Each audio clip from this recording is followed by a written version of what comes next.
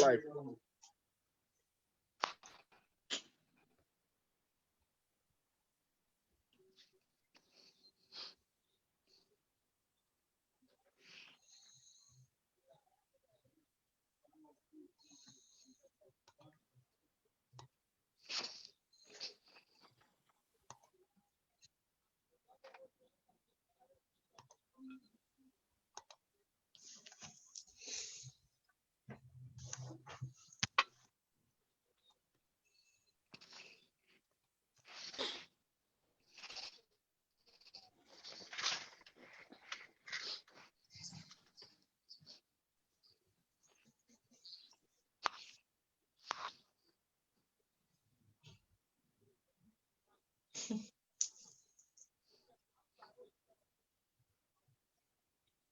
If my mama, take it away.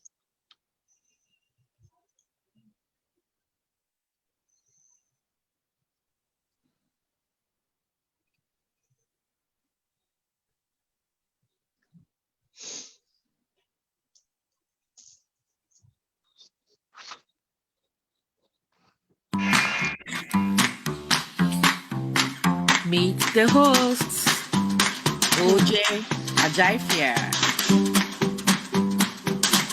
former warmer, but with you, Winifred Iwanugo, and Chioma Mwapa.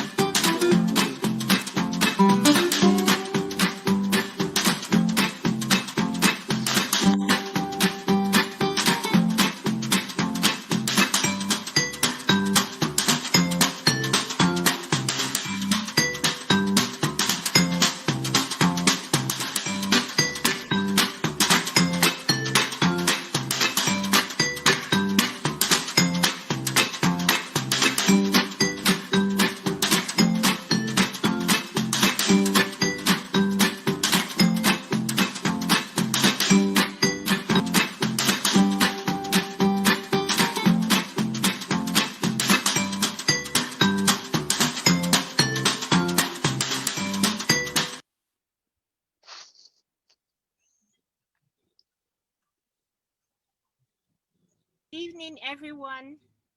Welcome once again to an exciting episode of Oche Kitchen.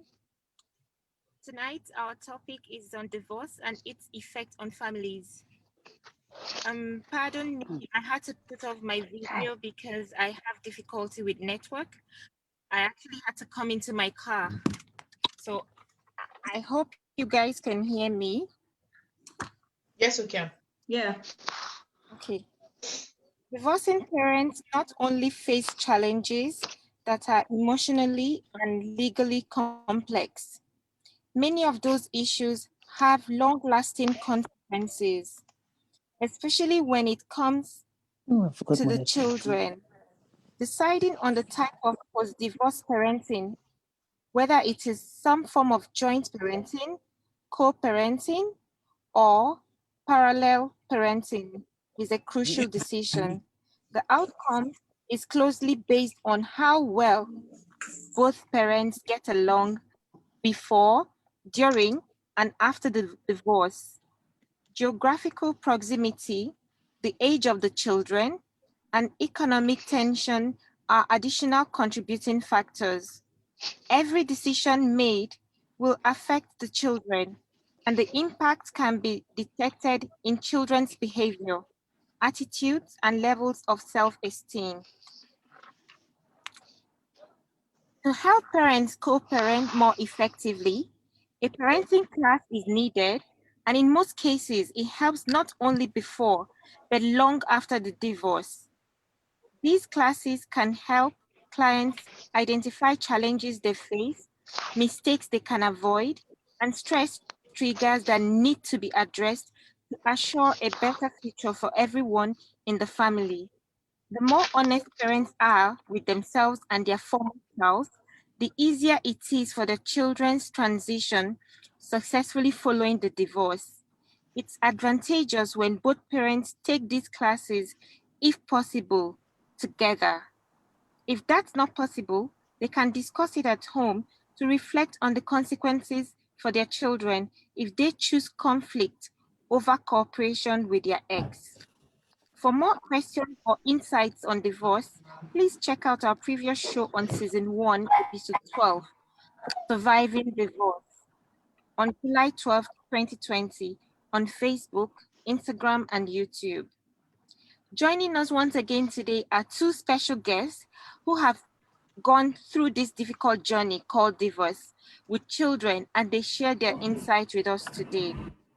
Our first guest is the delectable Lilian Okwuruga, an educator in the state of Connecticut, USA. Welcome to the show, Lilian. Thank you. Hi, everyone. Hi, Lee. Okay. Our second guest is our very own personal person who has always supported Oche by the name of Iyke Agbassi. I'm so sorry I'm laughing because I enjoy the show better when Iyke is here. It's not my fault. Oh. Welcome once again, Iyke. Iyke is a lab technician in Canada, but he brings the technicalities into Oche Kitchen and he makes it all fun. I can confidently say that Iyke is the life of the party. Yes, it Thank is. you, Iyke, for joining us once again. Thank you very much for having me. And for a bit of correction, I'm a lab technologist. There's a difference. Oh, I'm sorry. Oh, My bad. Apologies. yes, I know go school. My bad. My apologies, Iyke. Okay. Very good. Okay. So questions from the audience will be addressed at the end of the discussion. But feel free to use the raise hand option or type your questions on the chat booth on Zoom and Facebook, and we'll address it. And as usual, over time on Oche Kitchen, we'll continue with your questions even after the show because we love you so. So I'm going to dive straight into it. And my first question is for Lilian. So my question is, how can divorced parents show love and compassion for their children as they move through challenges they did not ask for or create? Thank you for that question. Just a little bit of background by myself. I was divorced in 2013, and I have 3 kids, 2 girls and a boy. Right now, they are 20, 25, 22, and 19. So I'm coming to you with the perspective of someone that has lived through it. Nigerian too. I mean, in Nigeria or in our community, divorce is not really something we talk about, and it's not as prevalent as it is here in the United States.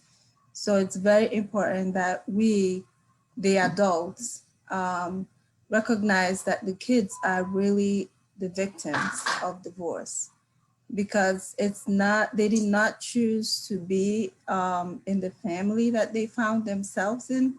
They are innocent victims. And so it's important for the adults, which is the father and mother, to be compassionate toward their kids during that difficult time, because it's very, very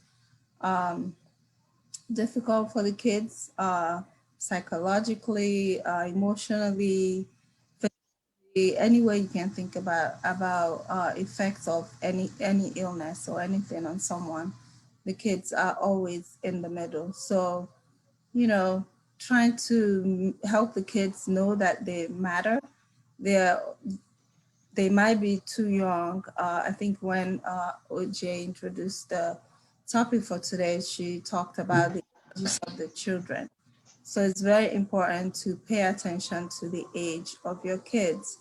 You know, are they in a state where they can really understand what's going on if they're younger kids, or are they teenagers, or are they young adults? So it's very important to pay attention to those things and try to be present for them. Hopefully I can talk more about my experiences as we go through the questions that we have today. But just to be present, to be there for the kids is very important. You know, I think that's some of the ways you can show compassion for your kids through that process. By first recognizing that they are innocent and they are young kids and they did not put themselves in that position. Thank you. Thank you. Winifred, take it away.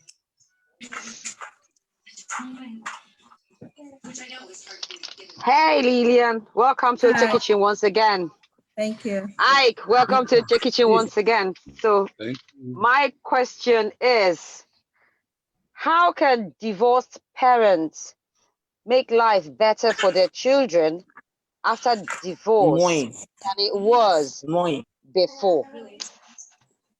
Iyke. Okay, so how can, if I can understand your question well, how can the parents make life better for their kids After divorce after the than divorce it than was before, yeah. It's gonna be, obviously before the divorce, there must be a lot of tension, a lot of, people think kids don't know anything. Most times people do a lot of things in front of children thinking they are children and they don't really know much. The children know everything that's going on. Children can feel tension in the home once they come into the house, in any room, you can pretend all you like.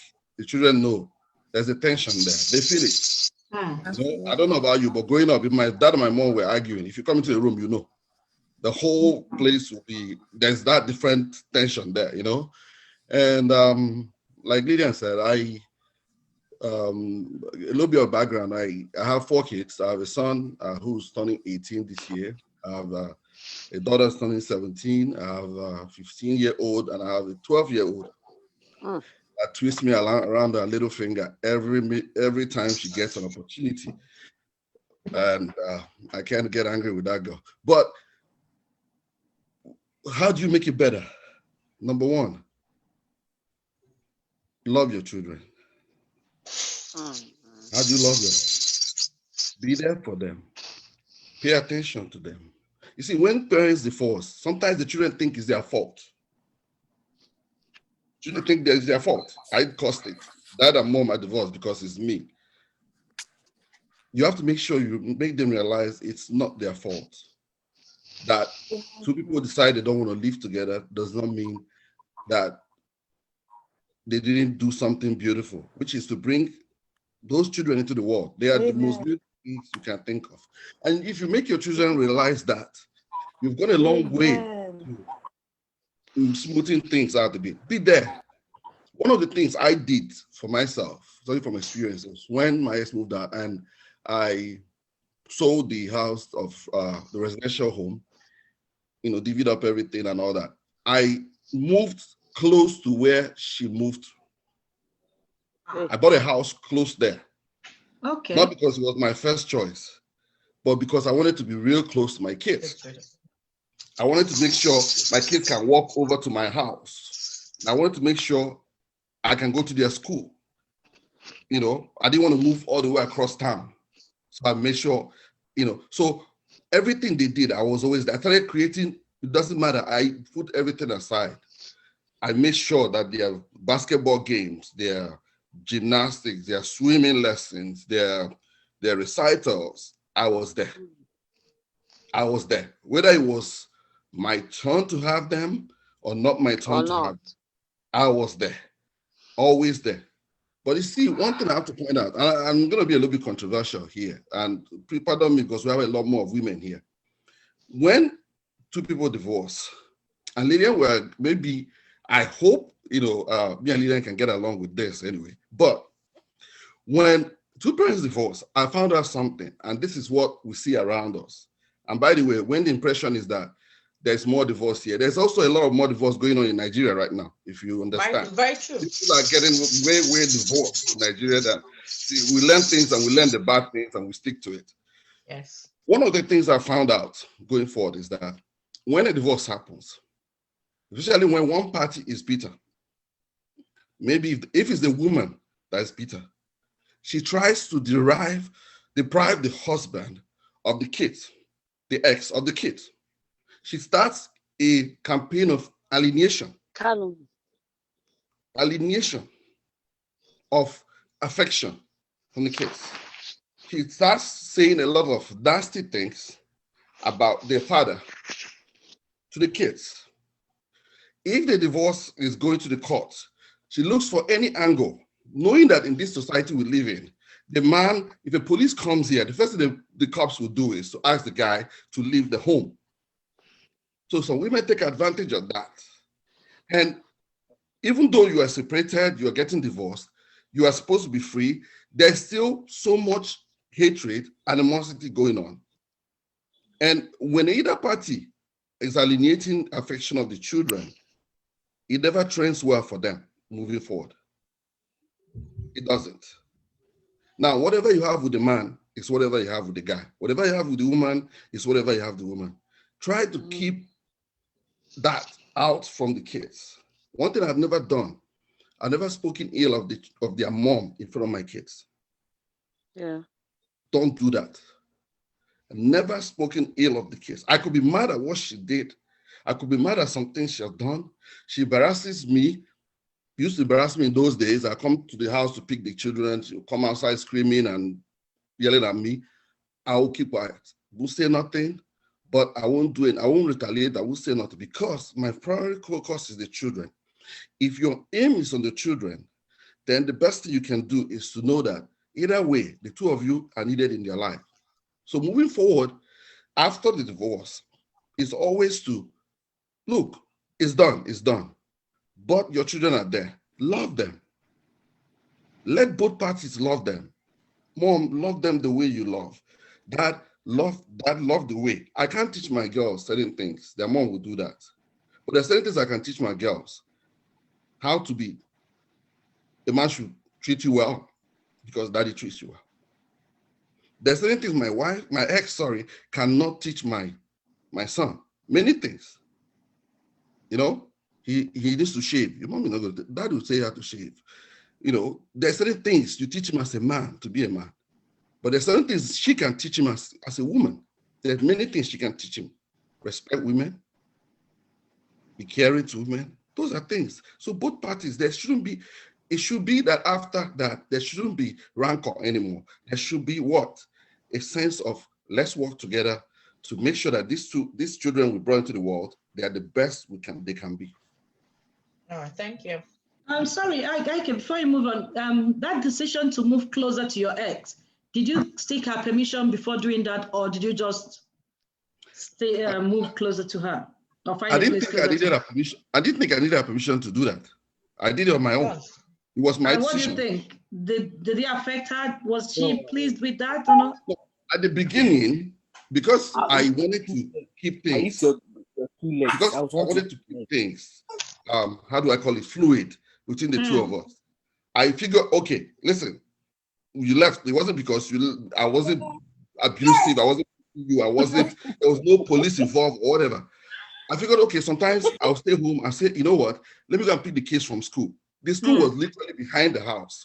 I'll go and pick them and I'll drop them in our place and I'll go home because maybe it was raining. I said, okay, let me go and pick the kids. I'm not doing anything at home. And I'll drop them. And then I'll get this nasty text. Why are you coming? Why are you trying to, she felt I was trying to check up on her. I didn't care. What? I would have moved further down if it was me. We're 5 minutes away. Where are you moving further down for? You are your own. I'm not going to stop you from whatever you're doing. You've been doing it before, so big deal. All right, thank you. Thank you. Thank you. Winifred, go ahead.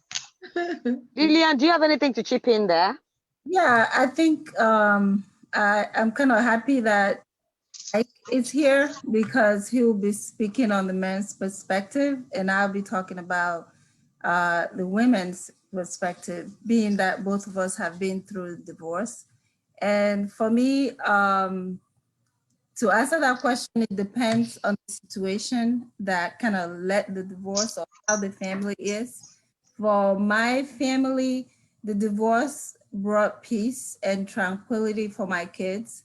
So it wasn't really, Right. So it wasn't really that, oh, they will start misbehaving or doing all sorts of things just because of the divorce, but they were able to kind of experience what peace is in the house.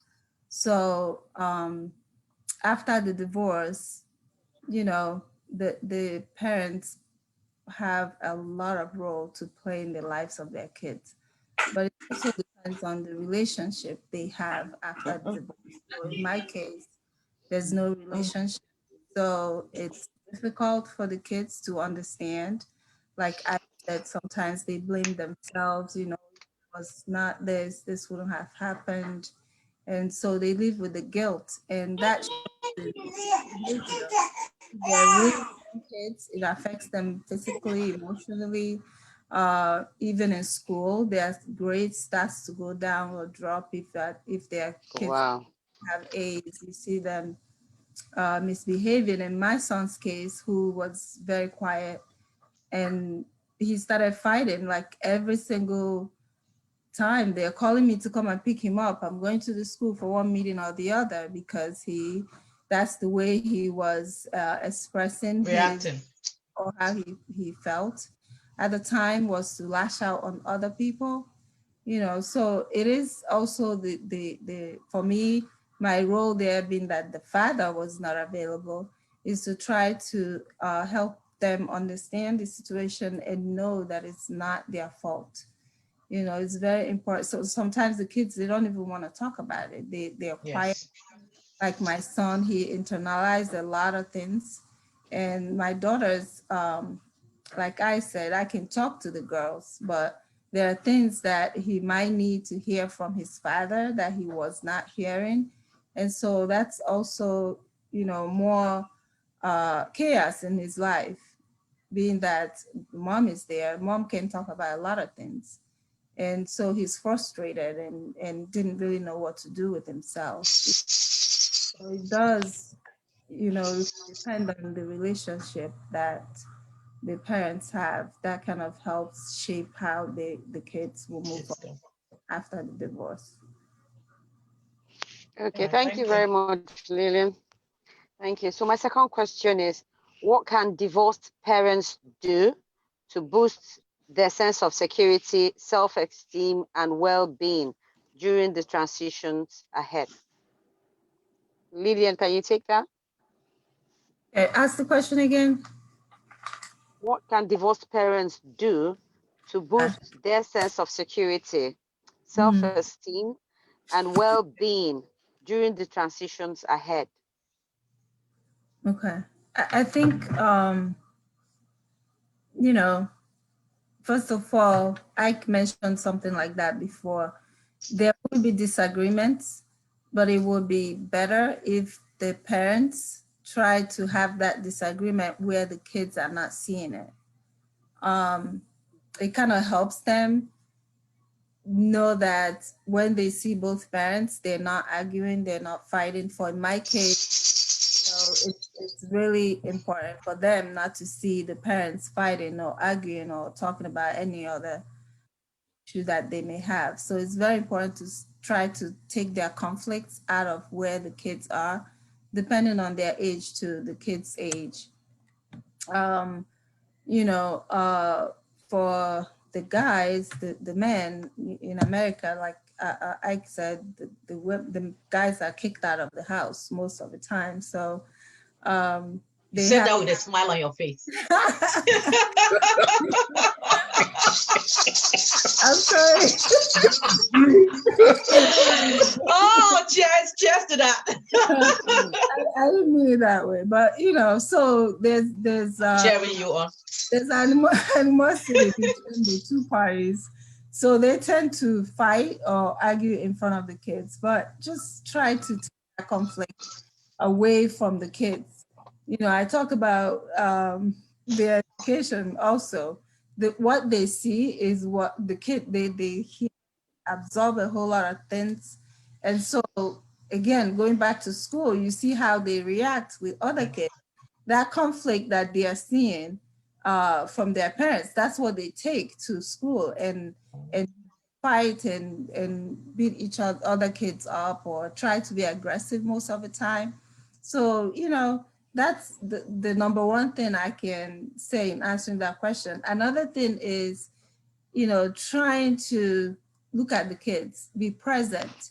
That's really important when you talk about younger kids because they're looking at your face all the time. You know, is mom or dad happy, or, you know, what can I make of their faces? So if you try to look at your kids and be present with them, they have concerns, they have fears, you know, try to talk to them to understand what they're feeling or how they're feeling, whatever it is that's going on in their life. It's, I think those two things for me was ways that I kind of try to make sure that they are able to let go of their guilt, because they'll keep saying it's their fault, but just to try to make life a little bit normal for them by just taking your conflict out of their faces or in the home or wherever they are, and trying to cooperate most of the time. I said that with hesitation because that was not the case in my incorporation. There was no cooperation whatsoever.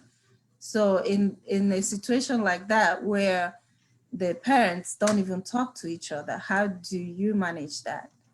The kids, with young kids, how do you manage that? So I play the role of a mom and a dad.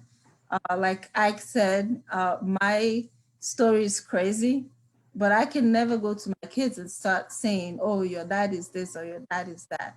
I don't need to hear that, you know, or they saw a lot, so I don't really need to tell them anything that they don't already know.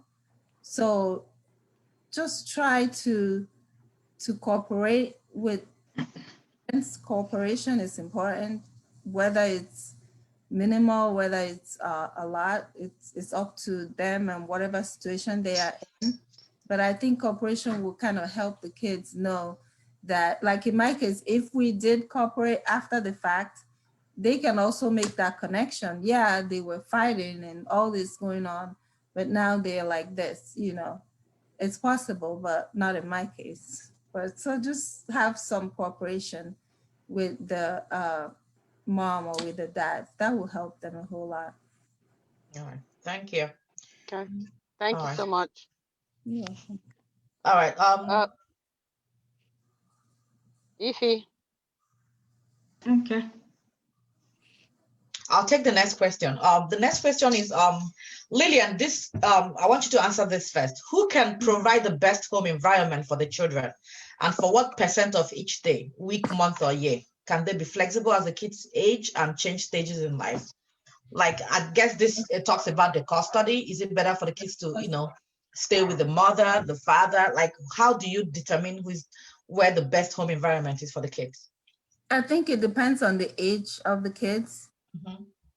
In my case, it was better for my kids to stay with me. They were a little more younger at the time, but it was better for them to stay with me because, like I said earlier, their dad was not living in the house. He was out somewhere that he lived, and it wasn't really a stable place. And for me at that time, it was very important for me. First of all, the parents are going through strife or divorce. And I tried as much as possible to make the a little bit less for them. So I tried so hard to keep them in the home that we live in. Because at the time, you know, yeah, they're divorced. Now we're going to move out and go live somewhere else. You know, the changes them a whole lot. So it was okay for them to stay with me because I can provide that support. I can provide them being safe. I can reduce the changes that the divorce can have in their life. So they were able to stay in their house without moving.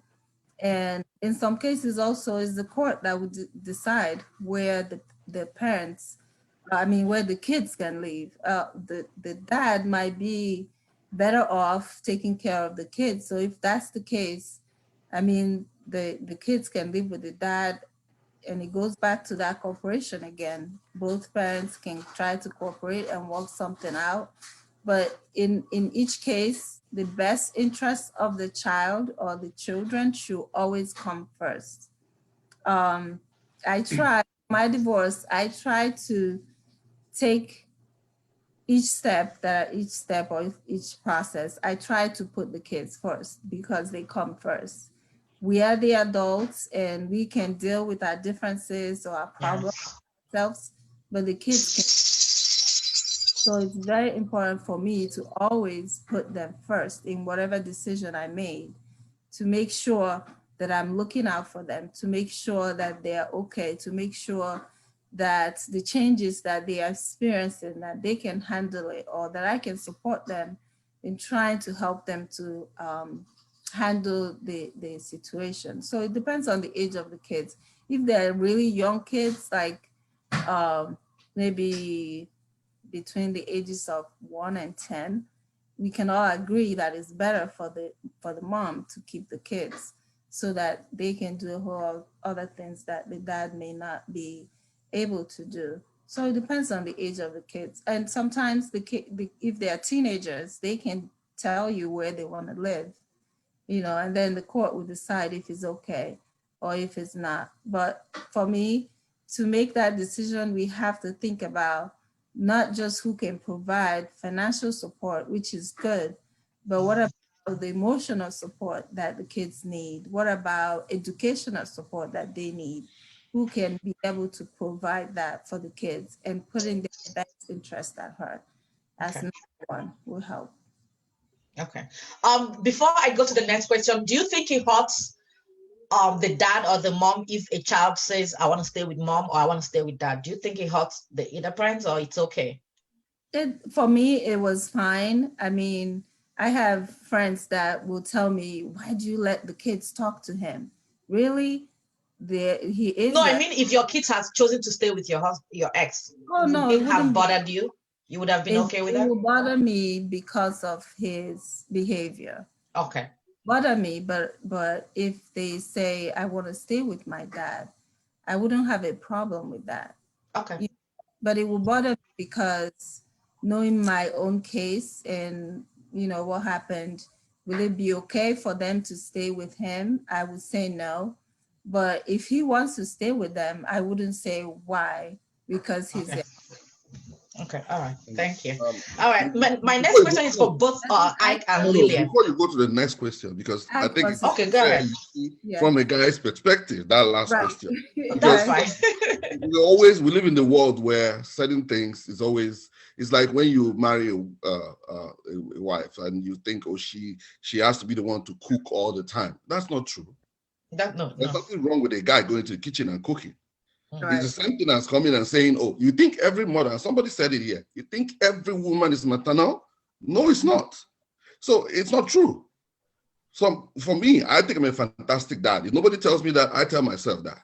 Yeah. Because I put the interest of the kids first all the time, always. Okay. I sacrifice anything for the children. When I was going through a divorce, like she had an experience, Lilian had experience, and I share my own experience because people need to hear some of these things. Mm-hmm. When the divorce was going to be sure it was going to happen, and I reached out to my ex, I said, listen, let's make it as painless as possible. I have sold the house, I've given you half of it. I didn't even wait for the courts to do that. I didn't wait for the courts to do that. I did, even though you didn't contribute, even though you didn't contribute anything to the upkeep of that home, I sold it, I gave you half of the money. I said, financially, you are okay in the sense that you're not plagued with debts. I said, you know what? I want us to settle this among ourselves and then just go to the court put a rubber stamp on it. Let's negotiate this thing out. Let's instead get a mediator, not a court lawyer. Let's not go through all that legal process. She agreed with me, and I thought we had the understanding. We were going to a mediator. Only for me to, actually the mediator was the one who kind of gave me a hint. The woman called me out of the blues and said, Mr. Agbassi, I think you might want to get a lawyer. And I'm like, why will I want to do that? He says, because your ex is getting a lawyer. She didn't tell me, blindsided me. The woman told me this today. The next day, I was served with papers. And she was seeking for sole custody of the kids. Sole custody. Unbelievable. Why will you seek for sole custody?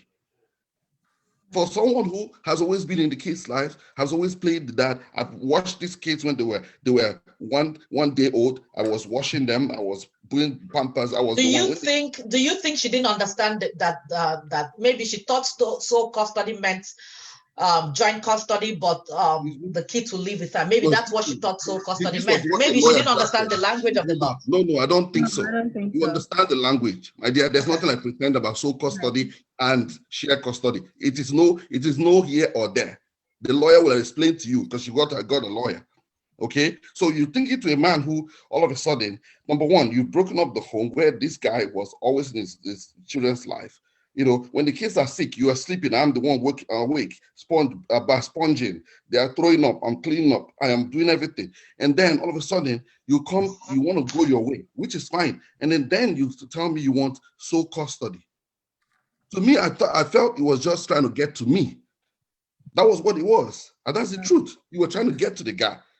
You want to push, put the knife in. Because when you deprive me of my kids, and you say sole custody means whenever I want to see them, you have to give consent.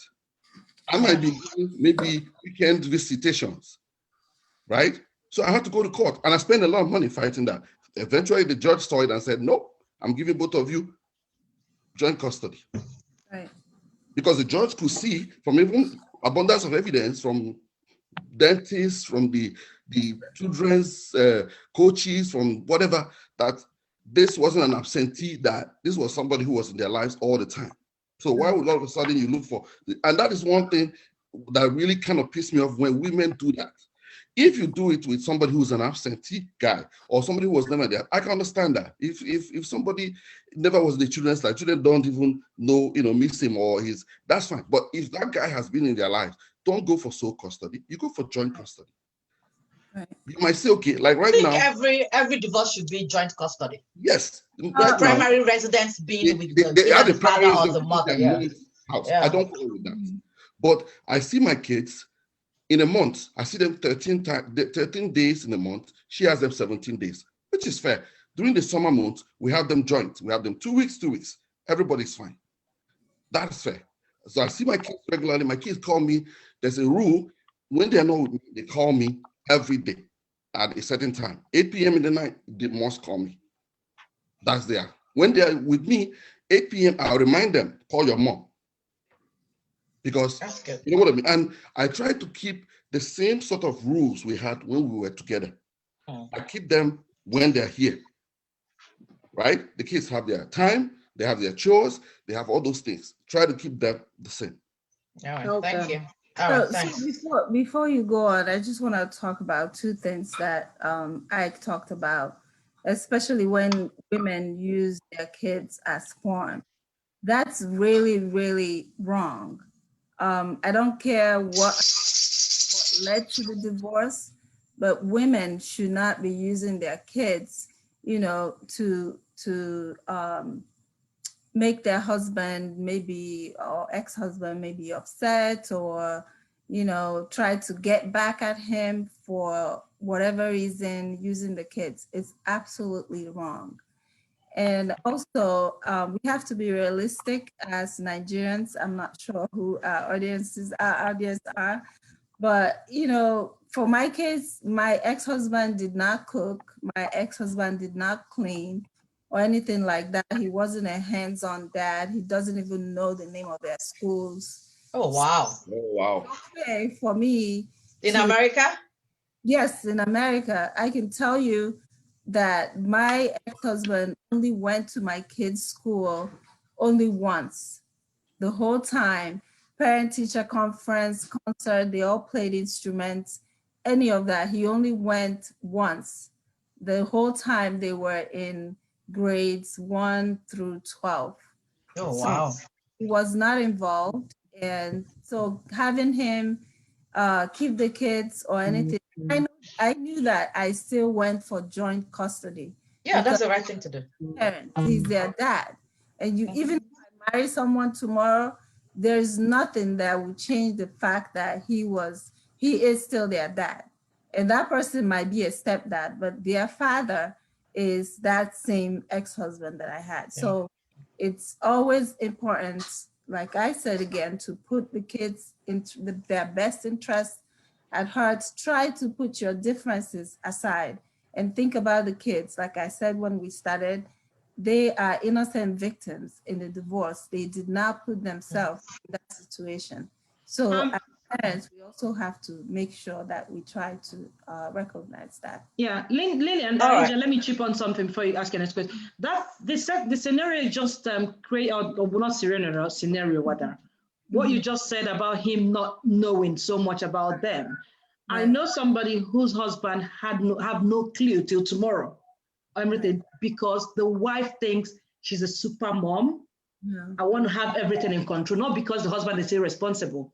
Okay. Because she feels I want to do everything, I have to do it. I think I'm the mother, I need to know. So, and don't get the man involved. They're still happily married, but that's the circumstance in that home. Yeah, I feel you, Mama, and I think she's living. He's living it like that because he doesn't want to fight. Because like getting involved might lead to a fight. So I understand that part of I get it. Okay. All right. My next question is for both of you, Iyke and Lilian. Can divorce be seen as a reckless decision taken on behalf of the children? Do you think it's reckless when the kids are still in the home and parents divorce? Yeah. Iyke, you can take it first if you want. I would love Lilian to take that first. Why? So that you piggyback on her. No, Iyke, take it. You're the man. Take it first. Lilian, let Iyke take it first. He's the man, right? Let him take it first. Decision. I'll ask both of you. All right. Iyke, take it first. Yeah. The man. You're the man. Let me understand your question again. You said, is it a reckless decision? Do you think? Do you can divorce be seen as a reckless decision taken? Yeah, on behalf of the children. Yeah. On behalf of the children. Yeah, because at times parents divorce and the kids react badly to it. It affects them. Sometimes it doesn't affect them. So, like some people say, let me wait till the kids are grown and out of the house, then I'll leave him. Some women suffer and some men suffer till the kids, get to college age and then they decide to leave. And some people can't take it till the kids leave the house. So, do you think it's reckless to leave, when the kids are still in the house? Yeah, I think that's what. Well, the word reckless kind of makes me pause. Yeah. Because no divorce should be reckless. If you're going to divorce, then it has to be for you the only option you think you have. Yes. Sometimes some people you divorce because you actually need to get your children away from that kind of toxic environment. That's understandable. There's some relationships that are so toxic that the children should not be there. Right? So that is not a reckless divorce. That has to be very structured, very strategic, and you do what you need to do. That's understandable. So but for a divorce that is founded on, the truth of the matter is this: anybody who goes for divorce, in their mind, they don't think there's a solution. They don't believe that it's something salvageable. Because when you believe a relationship is salvageable, you are going to work at trying to, salvage it. But when you go ahead to, get to that stage where, you're moving out, then probably you are done. Many times people say, oh, you know what, let's do a trial separation. Trial separation. To me, that's BS. It works for some people. Well, it might work for some people, but see what thing is this? You know why you think it works? Trial separation, two of you go your separate ways. You live in separate places. What was the root cause of your issue in the first place? You have not worked it. You have not addressed it. So going your separate ways does not make everything right when you come back after 3 months. The only thing is that you might be missing, pardon my word, you might be missing the sex, and you come back together and everything seems to be rosy for a few months and then go back to the same cycle. So when you get the root of the problem, then trial separation works. But reckless divorce, I don't think so. The only way divorce is reckless is if somebody's irresponsible and they're looking for opportunity to to end something. But for the children, you should never be reckless with divorce. You should have to think of every ramification before you take that step. Because why I say that is this. I'll give you a story, and this is true. My friend, he lives here. The wife wanted to divorce, accused him of molesting, being abusive to his kids. The police got involved. Investigation was done. He was sent to anger management. After the investigation, really found nothing. This was somebody who loved his kids. So she did everything, tarnished him so much that when he got to the court, the judge never allowed him to really say anything and slammed him with $2,000 a month payment for 2 kids. Bottom line, end story, he left Canada. The kids were, the son was 9, the daughter was 7. He just moved. He said, I'm not paying this because I didn't do anything. This woman has painted me so much that I can't even get a job. He lost his job. He eventually, the only kind of job he could get was a minimum. He left. He left Canada, went back to Nigeria. And he got a job 2 years after that, he got a job with Shell. Became quite comfortable. Fast forward 4 or 5 years after, I was at a party. And this lady walks up to me and says, please, I need to talk to you. I said, why? He said, oh, she mentioned the ex-wife's name. And I said, why do you think I want to talk to you? He said, please. Guess what happened? Well, the woman was sleeping one day, and the son now is 14, 15. She was sleeping. And when she woke up, the son had a knife on her throat. And the son said, I want to see my dad. Now, if I don't see my dad, I might have to cut you. Now, this is a boy who, and bottom line, the boy now goes every summer, he travels to Nigeria to go and see his dad. And they have a wonderful relationship. They had it once before because the boy knew the truth. So when you want to do certain things, know that it might come back to haunt you. That's what I have to say about that. All right. Lilian, can you take that? All right. So thanks, Iyke. I think thinking about the word again, yes, divorce can be a reckless decision when it's selfish. Sometimes, there are so many reasons why people divorce. For me, divorce wasn't really an option. As a born-again Christian, I don't believe in divorce. But in my case, you have 2 choices. One is death, and the other is living. And if it wasn't, like I said earlier, there's no relationship with my kids and their dad. So if it was like that, and I'm alive and nobody's taking care of them, I didn't think that if I die, he will step up and do what he had to do. So it was a very, very difficult decision for me to make that at the time. And the day that I tried separation, which I felt was worse than living together. The day I filed for divorce, I went to the courthouse, still wearing my nightwear. Oh, wow. Now brushed my teeth. I just got up and went straight to court and filed. It was a crazy day. It was very crazy. So in that sense, you might say it's reckless because but I had the paper. I had the form for a long time. It wasn't the first time. That would be actually the 3rd time that I actually went and filed and went through with it. So you can be reckless if you're making that decision on selfishness, where the woman maybe, oh, the man is not satisfying me in bed anymore. I have someone better, or, and the man too can also say that. So that would be reckless.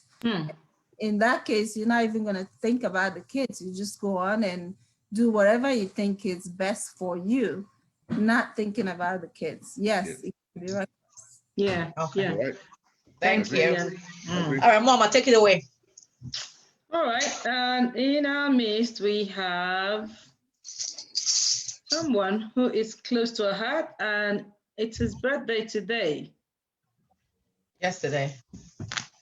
Was it yesterday? Yes. Happy birthday, Vincent. He's 50 today. He's not 50, he's only 18. Isn't that awesome? Happy.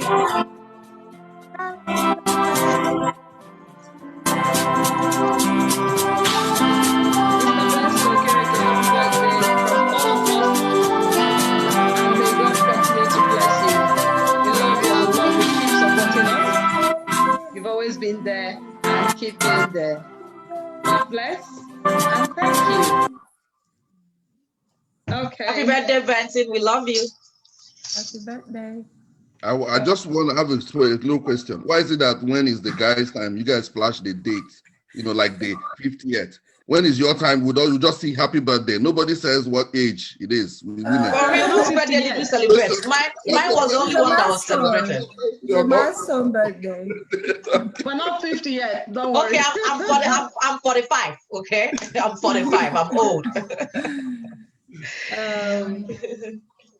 Would I make the same? Okay, my question goes to Lilian actually. Would I make the same parenting decision if we were still married, or am I allowing my anger, my anger and hatred and all to affect my judgment and clarity? Can you ask that question again? Sorry. When you're divorced, would you allow your emotions, your heart, the anger affect your decision you make as a parent? Okay, for me, I chose forgiveness. Because I had every reason to be angry. I had every reason to be upset or be bitter and all that. And forgiveness for me, I think, was liberating, because if I don't forgive, I'm kind of giving him power to still control me. So I kind of let go and try to do what I think is best for my kids. Making that decision or trying to be resentful after the fact was not an option for me. So I tried to make sure that I still try to encourage my kids, even though I don't talk to him, but I did encourage my kids to call him, talk to him on his birthday and things like that. Father's Day, did you call your dad, kind of conversation I had with them.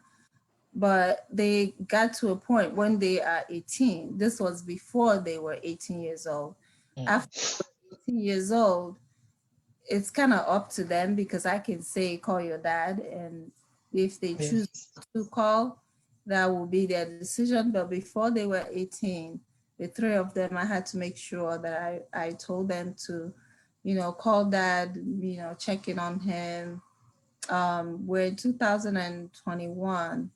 My daughter, the youngest one, has not spoken to her dad since 2013. Wow. So that tells you a whole lot about the relationship. But I kind of encourage them to, talk to him and not be resentful. So I chose forgiveness. Wow. So, but Lilian, I have a question. 2013 till now, did she? Right. You said you made them call. So when she calls him, he doesn't answer, or what? I just want to. Doesn't answer. Text, it doesn't reply. Yeah. But he replies the others? No. Oh, wow. At different times, my first two kids, at different times, he will talk to them or not talk to them. My son especially struggle with that a whole lot. Really understand why his dad does not. My son was trying to have a relationship even up to today, trying to have a relationship with his dad. And there are things you can tell people to do. One of them is, not telling people to be a father to your child or a mother to your child. You can try as much as you can. There's no relationship. Well, my older daughter made a statement, well, if I need money, I can call him. So that's the only time you can call your dad if you need money. And if you don't need money, you don't want anything to do with him. She said, oh, if I'm getting married, he's not going to walk me down the aisle. Okay, who's going to walk you down the aisle? And she's calling her godfather. So that tells you a whole lot. Oh, wow. Yeah. I do have a view on that. Mm-hmm. The view on that is That that question, yeah. yeah, because I'm really, it makes me sad it makes me sad when I see a man who step up to the plate. We as people, you know, Africans or Nigerians or Igbos, it doesn't matter what you and your baby mama is doing. You don't joke with your kids. Exactly. There's no excuse on earth, because what it tells me is that he resents both, not just the ex, but his kids. Kids too. Who else does that? You know, like, it's crazy. For me, any day I don't talk to my kids, and they know that, if they forget to call me or something happened, I get very upset with them. Right. I talk to them every day, not because of anything, but because they are part of me. It's like taking a part of you out, you know, and you don't, you know, it doesn't matter. Once I begin to miss it. So what Lilian is describing, it's something that, and you think it's, you know, it's fun, you know, it's crazy, but it does happen. It does, yeah. Step out of relationship and they totally, you know, but that's wrong. But I remember Lilian mentioned that he was never present when they were married. He wasn't present in the kids' life. He was just there as, like, you know, he was just there in the house. He didn't go to the kids' school, so it wasn't, you know, he was never there. Lilian carried more the bulk of the burden, like, you know, taking care of the kids. Then maybe this man never wanted kids in the first place. An African man? I don't know about that. I think it was just irresponsibility. I think for him, it was just getting back at me. But what are you getting back at me for? Your kids will always be your kids. Yes. I don't care what I do. I don't care who I'm with tomorrow. They will always be your kids. No one can take that away from them. Yep. So regardless of what's going on, yeah, he's I was the one that filed for divorce, you know, so that tells you that he was not happy that I filed for divorce, but that was the only option. It's either I filed for divorce or I die. Those are the two choices that I had at that time. And I didn't want to die, because if I die, there's no one to take care of my kids. So is getting back at me. Yeah, I can, Lilian, you're the parents here. Can I speak as a product of divorce, as a child who's been parented, by divorced parents? Personally, never saw my dad's emotions, anger, or anything over the matter affect my relationship with him or the way he treated me. Right. But one of my sisters will always tell you that Dad would say, you look like you came into my office. Sorry, I'm laughing. Yeah. Just like your mother. There was a day just like your mother. Office from boarding school. She came to my dad's chambers in Aba to ask for money. As soon as she walked into Daddy's office, Daddy said, I thought I just saw your mother. So anytime she talks to her, he said, you look like your mother. Mother, the way I sent you to be disrespectful. Your mother, your mother, your mother. So a long time for him to stop saying your mother, and especially when there are stepmothers involved. So if what you would have done normally, maybe when you have a fight with your stepmother, he would say, I know it's your mother that is telling you to do this. Your mother, your mother, your mother, your mother, your mother, your mother. Sincerely, this mother, it's not even telling us to disrespect anybody. She wants. No, Ego looks like your mom. You look like your dad, mom. She looks like daddy, right? No, you look like your dad. She looks like your mom. Oh, okay. So I'm sure your dad sees your mom whenever. That's what you walked in and I thought it was your mom. So there's a bit of that happening. Yeah, but the thing is this, bottom line is this. When you are not, when some people, some men will say, you know, I'm not going to be in their life. One day they will come looking for me. Mm-hmm. let me tell you, yes. Not this generation. Yes. Sometimes they do come looking for their dad. Right. You know what I mean? Sometimes, when I'm they not going want to to say get it's not married. possible. But in this instance, for example, your daughter is right by saying, I don't want him to walk me down the aisle. He has not merited that privilege. Because to me, it's a privilege. It's a privilege to walk your child. It's not just because you're right. Oh, I gave birth to you, therefore, we tend to think a lot of things about, oh, I brought you to the world. Yeah, yes, you brought them into the world. But if you don't show by example, if you don't show, your life, you don't live. I have a question for you, Iyke. Yes. Sorry, Lilian.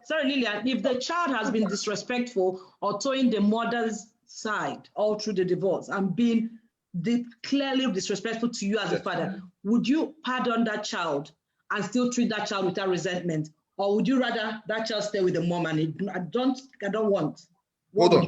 If my child is being disrespectful to me, and I know it's the mother that is pushing the child, if I know, I suspect. Okay, suspect. But when you suspect something, normally it is what it is. Because there's some things the child will say, you will know who is telling him. There's some things the child should not know. And then when they're saying it, then it's not just suspect, it is for sure. Listen, I love my child in regards of anything. One, what am I going to do to him? Is it that I'll beat him up? Is it what? But if he continues on that line, let the mom, if that's what you want to do, if you want to stay with your mom, go right ahead. Good. But just continue loving the child. Still tell the child, you know what? No matter what it is, I'm your dad and I still love you. A time will come when that child will truly know, and that child will truly come back to you. But if you are just going to disappear, I mean, totally disappear for no reason. You have heard of stories where a woman comes home or a guy comes home and the other party has disappeared, pack their load and just disappear. And then after 18, 19 years, 20 years, you come back and you want to have a relationship. How are you going to have a relationship? Right. Now, the kid might say, oh, yeah, excited. Oh, I like to see my dad. But would there really a bond? No. Whoever was in the place of the dad will be the one that kid will still relate to as the dad. So divorce is difficult on its own, but we as parents should try. That's why it's so annoying when one party wants to alienate the other. Yes. Let the children make their own decisions. They're not stupid. They're not daft. Don't influence them either way. Right. When I was getting divorced, the way I wasn't going to tell my kids. The mom was pushing divorce. I was still talking about, hey, listen, we can work things out. We can discuss things. One day I was sleeping in the room and my son came in. When my son came in, he was crying and he came to me. He woke me up and I woke up. I said, what's wrong? He said, why are you kicking mom out? I said, what do you mean? Who told you that? He said, mom told me you are kicking her out. You get that? I wasn't kicking her out, but she had told my son that I was kicking her out. And that was when I started, you know what? And I brought all of them together and I told them, I said, we're getting divorced. I'm not kicking your mom out. Your mom wants to leave. Because I now have to tell them the truth. But she's already telling them that I'm the one kicking her out. So these are things that if you going through a divorce and you want your children to be happy, try to make peace with each other. You can, peace, I mean, is relative, but try to be civil with each other. Try not to paint the other person bad. Try not to make you look like the super person. You are the only one that cares for them. No. Till today, I'll tell them your mom still loves you and your mom cares for you because she does. She loves them. She cares for them. Doesn't have to love me. There's no problem with that. But she loves them. So you also as a woman will say, your dad is always there for you. And those are the things that you just need to be. Put the children first. Bottom line, put the children first in everything you do. That's it. Lilian, go ahead. You wanted to say something. I don't even remember, but I think I was going to talk about the age of the child. As far as what you tell them, it depends on their age and what you want them to know. Like, you know, if you're saying bad things about the mother or bad things about the dad, they will understand it differently. They will not make that connection and try to say, oh, like Ike said, what his wife was telling the child. And so, yeah, you're kicking her out. That's just how he understood it.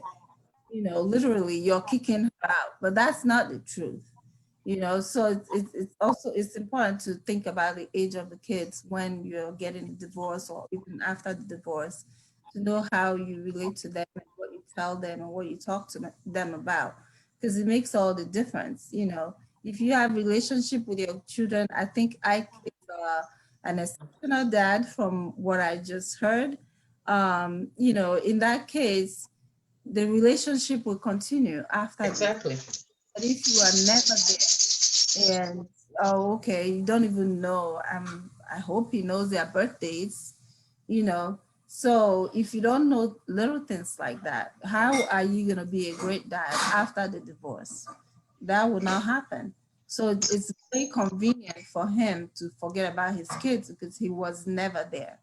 You know, as a Nigerian man, it beats me. I can't understand that. But there's nothing in the world that will make us back together as husband and wife. So the best option for you will be to take care of your kids, to put your kids first. You know, yeah, it didn't work out with your marriage, but they're still gonna be your kids forever until they die. They're gonna be your kids. So try to have that relationship after the fact. Okay. All right, thank you. Okay. And before, I just want to point out that here in Canada, the Nigerian men are very what do you call it? They pursue us. They look for us. No, they're Russians.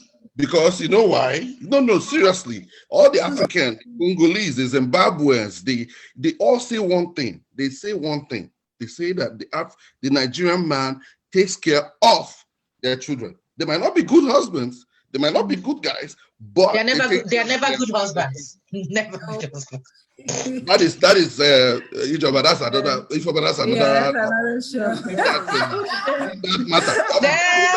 They pay the bills. They pay the bills. Take the kids to school. Yeah, that's it. Yeah, that's another one. Yeah, we had somebody in the audience raise their hands earlier on. Yeah, Any question? Iyke Okoye. Is Ekene still here? Okay, while we wait for Ekene to come back to us, there's a Facebook poll we had.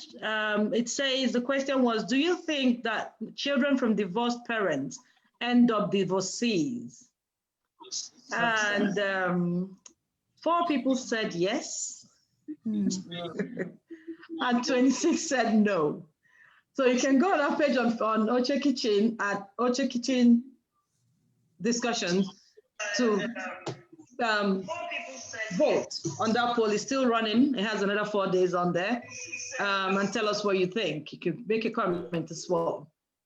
Thank you. And let's look at some of the comments from, all right. There's one that someone said, okay.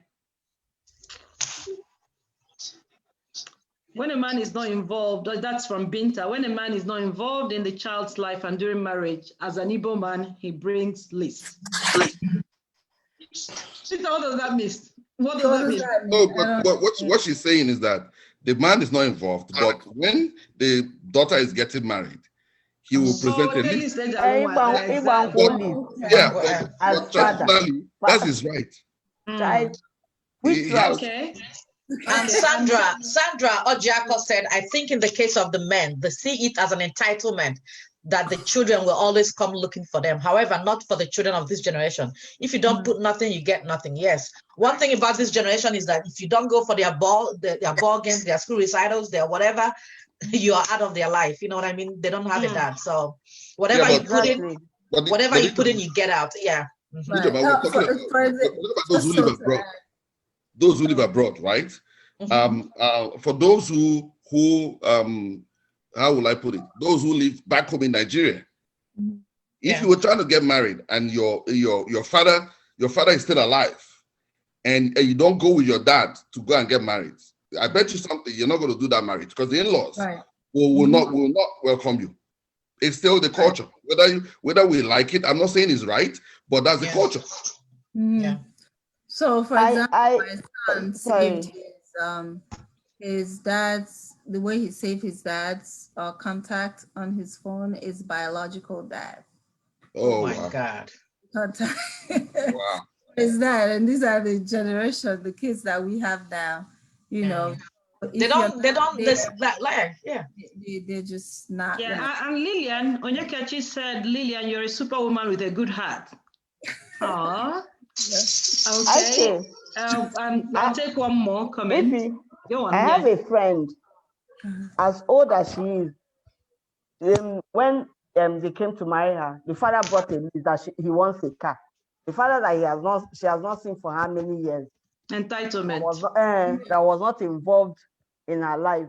Did not even know if the husband, the person that wants to marry her, has money or not. The man wrote that he wants a car. They do. So and that you say entitlement. It's called in English open eye. The father is opening eye. I'll declare the man missing. Wow. Let me take the last comment, then we'll end the show and go over to overtime. So Lilian, please stay with us, and Ike, stay with us. Yeah, Ataibo said, my ex told me that he has no interest in anyone in the house because he had moved out. No. He knows the children's calls, but now he wants a relationship 17 years later because now they're grown. No, he needs a nursing home. He needs a caregiver. He needs somebody to take care of him. That's what they do. I know. Anyway. All right. Thank you very much for being a part of today's show. Oche, go on, yeah. Oh, okay. I wanted to say that if you look at the pattern, these men that end up coming to ask for all sorts after not having any connection with the kids, you can see that they're very irresponsible. Because a responsible dad would not make out of the blues. He would be considerate, he would be kind, he would want to support his daughter, not to fleece her and her would-be husband. So when you look at it, it wouldn't be shocking if such men come up with such ridiculous demands. For such people, I don't even bother. Because if you pay close attention, you know where they're headed to. Right. Yeah, you're right. Now our fans on Oche on Facebook, Millicent said, great topic, not been true, but it's close to people that walked through the path. And again, but some kids have been influenced by one of their parents. It's sad, and it's true, it happens. No, but when the kids get older, they know the truth. Like, you know what I mean? If they are young, you can lie to them. From 10 years old, they know mom is crazy or dad is crazy. They'll know. They'll figure it out. They'll know. Yeah, hold on, guys. Don't go. I said thanks again for joining us today. Please stay tuned for Oche Kitchen. Oje, what did you say? Sandra's Mama, hand is up. She wants Sandra's to say hand. something. Sandra. Yeah. Yeah, I wanted to say that just to add up to what OJ said, you know, most times, especially when you talk about divorce, it's usually most blames, you know, they put it on the men. Women also has a part to play as well. When the issue of, oh, he's an irresponsible man and he's not showing up for the children, or she's not coming up to attend children's PTA meetings and all sorts. We also have it in women as well. There's some women who wake up one morning, leave the house, run out with another man, and leave the children for the men as well. So it's both sides. It's not just one-sided. Not just one-sided, you know. So you still have women who behave in that manner, and when it's time for omugo, you will see them, they will appear, you know, they want to take all the rappers and all this stuff. So, but it's both sides. It's in the men and it's also in the women as well. And in case you don't know, what all of this we're saying today takes us back to our last topic. We had a topic yesterday, depression, mental health. Yes. All of these form part of the issue. Yeah. So some behaviors are linked to that. So if you look on our website, on our page, you'll see clips on issues like that. So stay tuned for Overtime with Oche Kitchen. But before we go, I'll show you what we have next week, and we want you to be a part of it as well. Have you ever wondered how to talk about it? When to talk about it? Please join Oche Kitchen discussions on the 6th of February 2021 as we talk about sex with our young adults. Time, 8 p.m. Nigerian time, 7 p.m. UK time, 2 p.m. East Standard Time, 1 p.m. Central Standard Time, and 12 p.m. Pacific Time. Join us live on Facebook via Zoom. Remember, there's plenty of room in Zoom for all of us. Be a part of this show. See you there. So without a doubt, you know it's going to be an interesting topic. I don't even know how to talk about it. Iyke, we need you on that day. You have a 17-year-old. Lilian, you have a 20 something year old.